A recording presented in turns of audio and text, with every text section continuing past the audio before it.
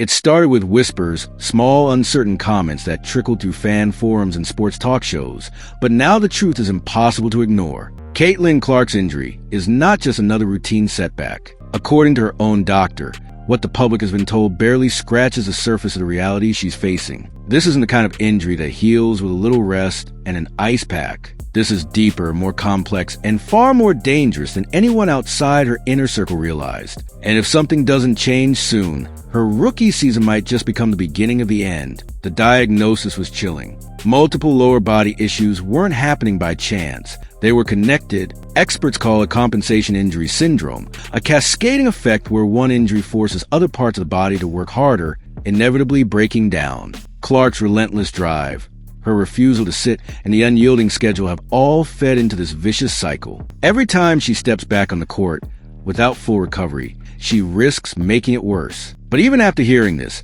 the league's public stance remained eerily calm, using phrases like day-to-day to mask a much darker reality. Fans began piecing together the clues. They saw her limping off against the Connecticut Sun. They remembered earlier games when she shook off visible discomfort and fought through pain. To them, it was the image of toughness, but to her doctor, it was a dangerous gamble with her long-term career.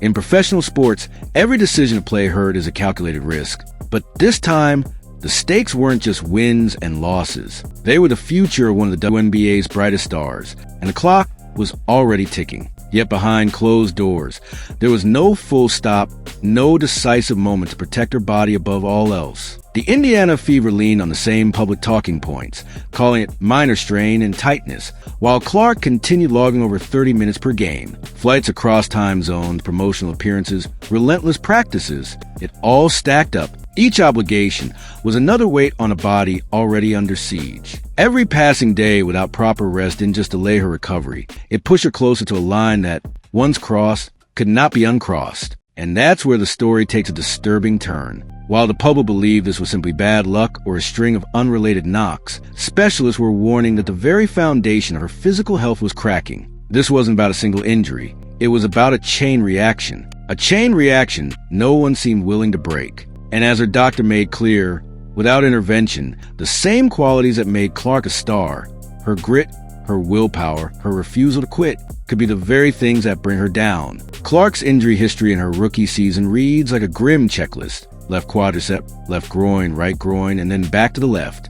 For lower body injuries in less than 8 weeks. In any sport, that's alarming. In a league as physically demanding as the WNBA, it's a full-blown emergency. And yet, instead of shutting her down, the fever kept her in heavy rotation. Each game was another gamble, another moment where she was asked to defy her body's warning signs in the name of momentum, ratings, and ticket sales. These weren't meaningless minutes. Clark was carrying her team's offense while enduring intense defensive pressure from opponents who saw her as the ultimate target. The risk wasn't hypothetical. It was real, visible, and escalating. Her playing time wasn't just about winning games. It was about fulfilling the unspoken contract between the league and its new face, that she would keep performing no matter the cost. Even when that cost was mounting injuries, threatening the very skills that made her irreplaceable. The truth is, this kind of physical toll doesn't happen in isolation. Every sprint, every cut, every hard landing sends shock through her joints, hips, and ankles.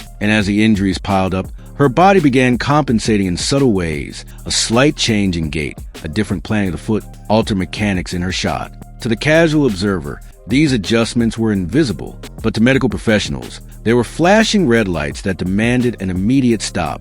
Those lights, however, were ignored. Instead of relief, Clark faced a brutal reality. Her schedule wasn't softening, her appearances weren't decreasing, and her role wasn't being reduced. She was flying across time zones, making promotional stops, and headlining games in packed arenas. Every one of these commitments was another brick in the wall, closing in on her recovery. And while fans celebrated her resilience, few understood the toll it was taking, not just on her season, but potentially on her entire career. In a different system, in a league with a different approach, the first flare-up would have triggered immediate action.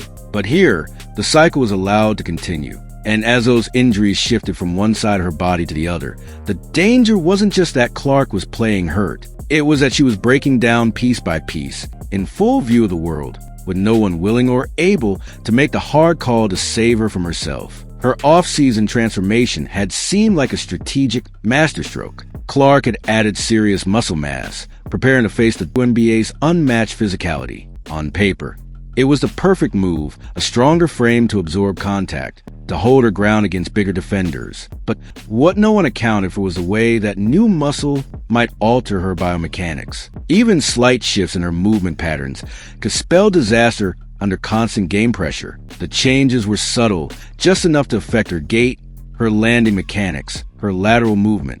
Combined with the grueling pace of the season, these small adjustments became big problems. A stronger body is only as effective as the balance and mechanics behind it. And in Clark's case, that balance was beginning to fray. Opponents noticed the hesitations, the moments when she avoided certain movements. Analysts began seeing it too. And behind closed doors, so did her medical team. Her shot mechanics, honed over years of repetition, were tweaked just enough to put different stresses on her joints. Those stresses built up over time, especially with no real recovery periods. Her body wasn't given a chance to adapt. It was forced to perform at the highest level without the critical downtime elite athletes need to recalibrate. That's when the cracks became harder to hide. The limps grew more noticeable. The grimaces lingered longer. And still, the games and the pressure never stopped. The WNBA schedule is notoriously unforgiving, and for a rookie like Clark, it's a trial by fire. Every game is a statement, every matchup a chance for opponents to test her limits.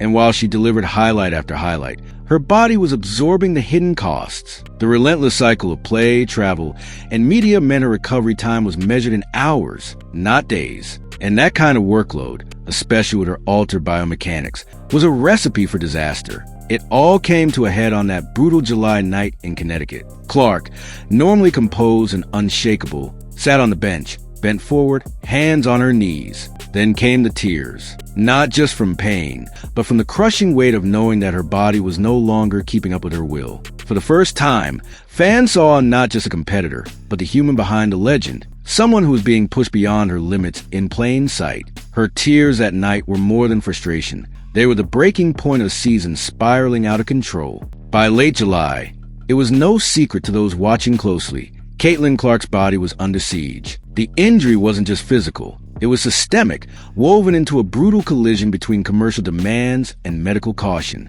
This was no longer the story of a rookie adjusting to the pro game.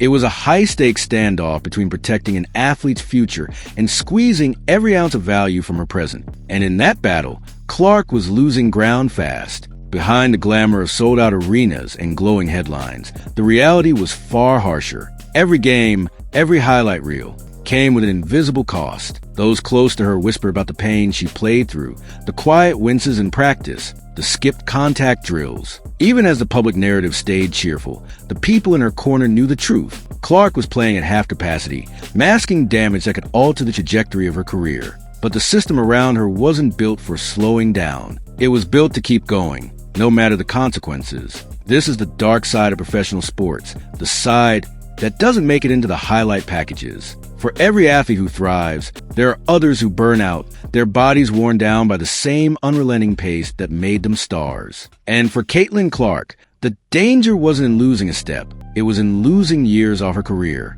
When the spotlight is as bright, the margin for error disappears. Every decision becomes a gamble between short-term gain and long-term survival, and the house almost always wins. The WNBA schedule leaves little room for mercy. More compressed than the NBA's, it forces players into a grueling rhythm of travel, games, and limited recovery. For Clark, the jump from Iowa's college program to the professional grind was seismic. In college, she was the face of a historic program with coaches and trainers tailoring every detail around her. In the WNBA, she became the face of an entire league overnight, while adjusting to stronger defenders, faster pace, and a calendar that barely lets players catch their breath. And the expectation wasn't just to adapt, it was to dominate. The league didn't have time for her to grow into the role. They needed her selling tickets, boosting ratings, and keeping the buzz alive. But here's the cruel irony. The very things that make her valuable to the league are the things putting her career in jeopardy. Every minute she plays through pain, every game she pushes through without full recovery, chips away at the foundation that made her a generational talent in the first place. Clark's competitive nature made it nearly impossible for her to pull back. For athletes wired like her, admitting injury feels like admitting weakness. She'd been conditioned her entire career to push through, to play hurt, to do whatever it took to win. But this wasn't about toughness anymore.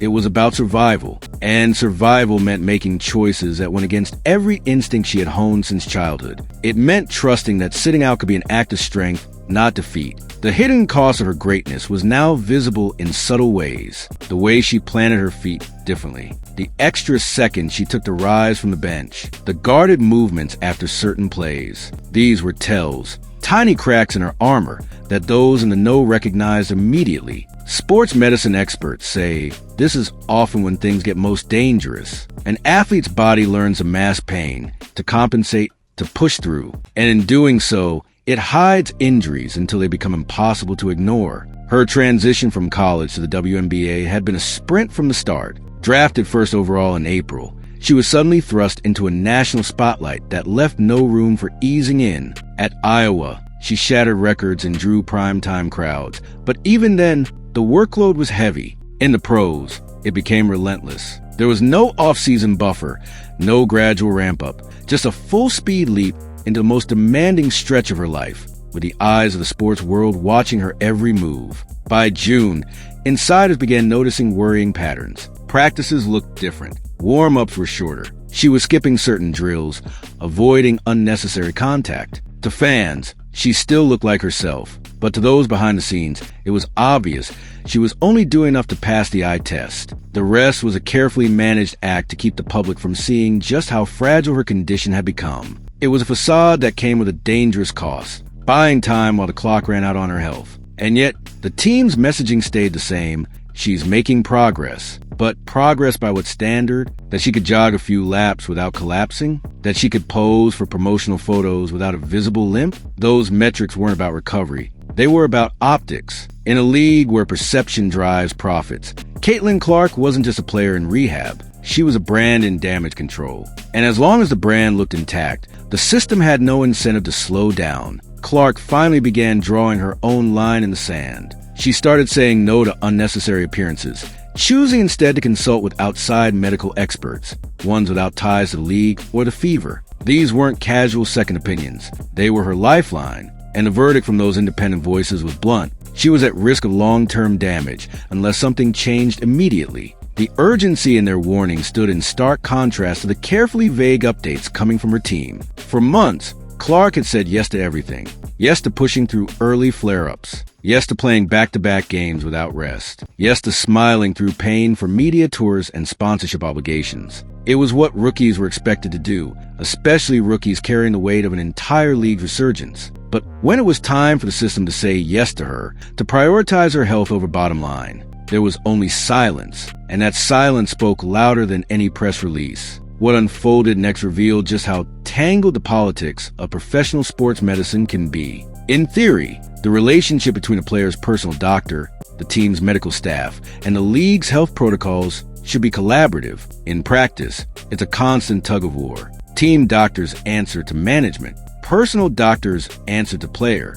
League policies hover above both, aiming for consistency, but often ending in compromise. And when millions are watching, compromise becomes a dangerous game. Multiple sources say the Fever's inner circle debated benching Clark weeks earlier. Some pushed for immediate rest after a second groin flare-up in late June. Others argued for re-evaluating her workload. But in the end, she stayed on the court. The decision wasn't just about basketball. It was about business. Benching Caitlin Clark risked more than wins. It risked attendance, TV viewership, merchandise sales, and the momentum the WNBA had been waiting decades to build. That kind of pressure changes everything. Clark's presence was bigger than the box score. Since her debut, attendance skyrocketed. TV deals expanded. Social media buzzed with her highlights. She wasn't just another player. She was the league's crown jewel. And in that role, medical decisions stopped being purely about health and started sounding a lot more like negotiations. The question wasn't just, is she ready? It became, can we afford to take her out? And those are two very different questions with two very different consequences. Sports medicine ethics are clear. Athlete health comes first. But theory rarely survives contact with reality. Everyone, doctors, trainers, executives, knows the risks of resting a star. They also know the risks of pushing them too far. The problem is, only one of those risks makes headlines today. The other one shows up months or years later in surgeries,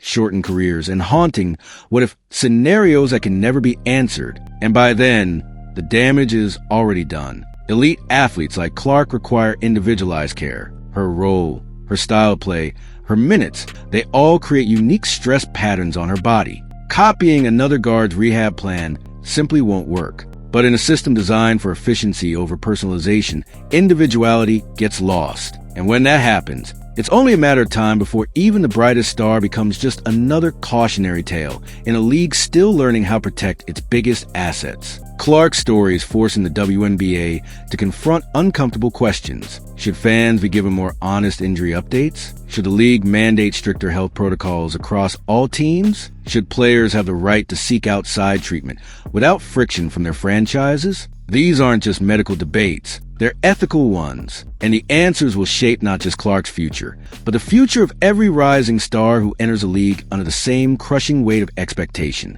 By the summer of 2025, Clark's rookie season was becoming a case study in what happens when warning signs are ignored. The technology exists to detect these problems early: biomechanical assessments, load monitoring, fatigue tracking, but data means nothing if it's buried under the demands of the moment. And in Clark's case, the demands of the moment were monumental. Keep playing, keep winning, keep selling the dream. The dream, however, was eating away at the reality of her health. Her case has also exposed a gap in the league's medical infrastructure. Compared to men's leagues, the WNBA operates with fewer resources, smaller medical staffs, and less robust injury prevention programs. That gap becomes glaring when a player like Clark, who generates unprecedented attention, starts breaking down. She should have been surrounded by the best minds in sports medicine from the moment her first injury flared up. Instead, she was patched up and sent back out over and over again. When Clark first strained her groin in June, the elite standard in men's sports would have been immediate.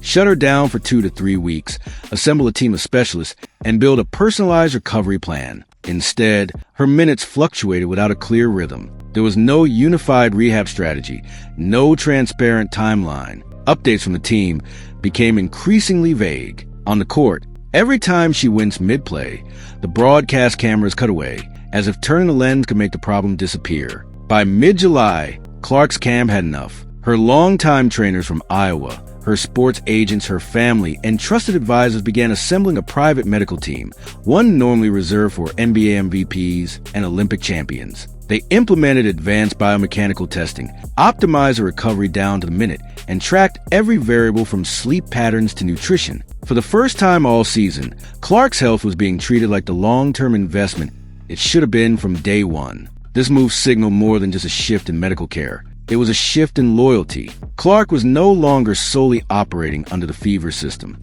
She was building her own infrastructure, one that prioritized her body over the team's short-term gains. For executives around the league, this was a red flag, because if a player like Clark realizes she can take her future into her own hands, she can also decide where she spends that future. And Indiana might not be on the list. The 2026 season looms as a potential turning point. Clark's rookie contract will still bind her to Indiana, but contracts aren't forever. If the Fever don't implement serious reforms to protect her health, she could walk at the first opportunity, and she wouldn't need to make a scene to do it. She could quietly step into a franchise with the resources and commitment to treat her like the billion-dollar brand she is. Franchises in markets like New York or Las Vegas that already have the infrastructure in place. And make no mistake, major franchises are watching. The New York Liberty, the Las Vegas Aces. They see the writing on the wall. They know what it would mean to land Caitlin Clark. Nike knows it too. Her endorsement potential isn't built for mid-tier markets. It's built for the grand stage. If Indiana doesn't evolve, it won't just lose a player. It will lose the face of a generation, the spark that reignited women's basketball, to a team ready to protect both her body and her brand. That's why Clark's groin strain is not just an injury. It's a warning, a flashing signal that something is deeply broken in how the WNBA handles its brightest stars. And if this league wants to keep its momentum, it can't afford to let history repeat itself. Because the next chapter in Caitlin Clark's career could either be a story of triumph and recovery, or a cautionary tale about how a league let its greatest hope slip away. The choice right now is in their hands.